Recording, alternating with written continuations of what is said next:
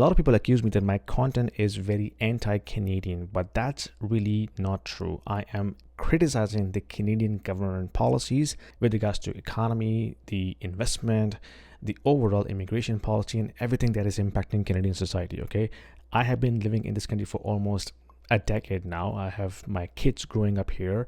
I have my home here. I work here. So definitely it's my country. But I also feel very bad when I see the country is going down the drain because of the government's incompetence policies. And this is not just me saying. Listen to Kevin and learn. No, want to talk Canada now. We saw Prime Minister Trudeau's immediate reaction saying, don't worry, Canada, everything's going to be fine for us under a Trump presidency. We're fine with a Trump victory. Kevin, what is Trudeau really up against here?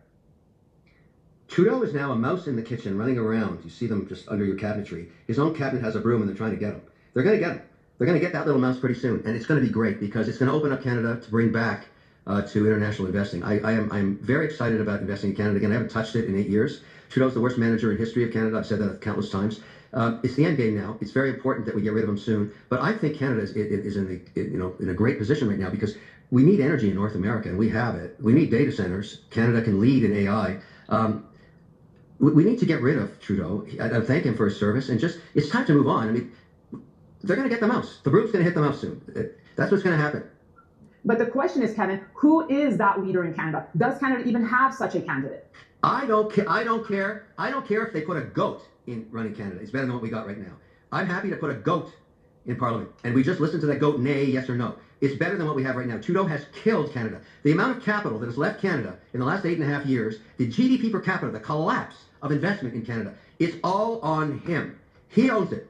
That guy has damaged our country in such a brutal fashion, it's going to take decades to fix it. It's so important that he get out of there. Please leave us alone. Please leave. Please. His own party is on their knees begging him to leave. He's got to go. We have to fix the country.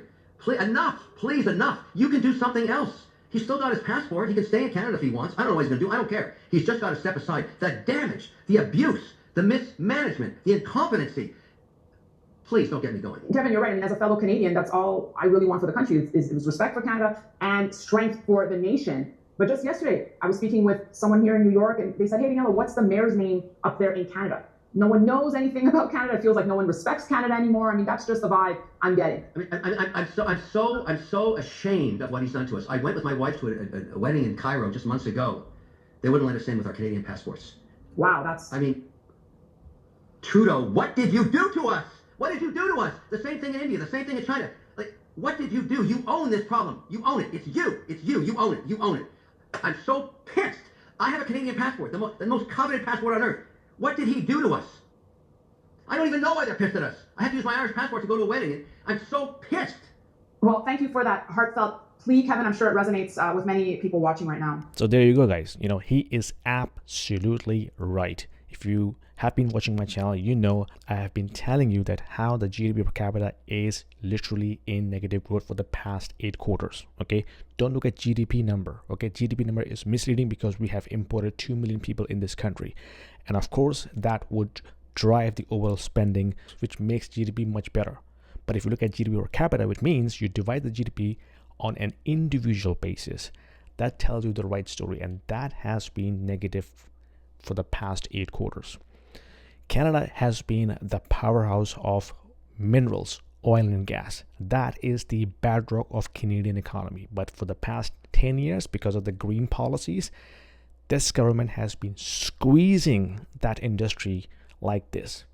Kevin is absolutely right. In the age of AI, we need a lot of energy. We need a lot of power to drive those data centers. Okay, Canada could be in the front and center of this capital attraction coming into this country to build those data centers. Unfortunately, that's not happening because of the government's green policy and net zero objectives. While India and China are burning coal, literally burning coal. And Kevin is also absolutely right with regards to the flight of capital. Look at this article from Financial Post that was published early this year, and that tells you that how $225 billion of foreign investment that was supposed to be coming into Canada has actually been lost because of the government's incompetent policies. Listen, guys, I consider myself Canadian, okay?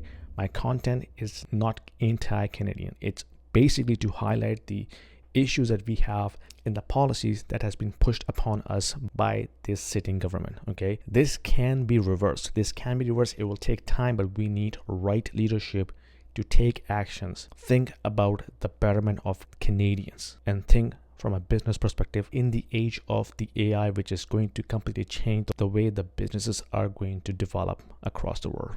If you are an investor in the US, in Canada, or in Europe, and you are considering investing into Dubai real estate market, this video is for you, because we have a platform called Stake, which allows you to invest into the residential real estate market and start earning rental income right away without going through a lengthy documentation process or coming up with a heavy down payment. Stake is built upon the concept of crowdfunding. So it is democratizing the entire investment strategy and allows you to own a single unit of the entire investment portfolio. So you don't have to own the entire property, right? You can be part of the pool that can actually own a piece of property, a piece of real estate.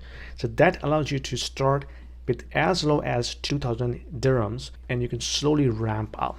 So as you start investing into it, you can not only own a bit of real estate, but you also get a portion of the rental income on monthly basis. So it's a passive investment strategy, diversifying your portfolio from traditional North American or European markets into Dubai, which is hustling and bustling and growing very fast, and allows you to build your wealth over time. So don't delay. There is a link down there in the description. If you click on this, it will give you free 200 dirhams in your account right away to start with, and you can thank me later. Anyway, you let me know what you think about that. Put your comments down below. If you like this video, give me a thumbs up and subscribe, and check the description as well. I sent out a weekly newsletter on these topics. If you are interested in reading, give me a subscribe, and I'll see you in my next video. Take care.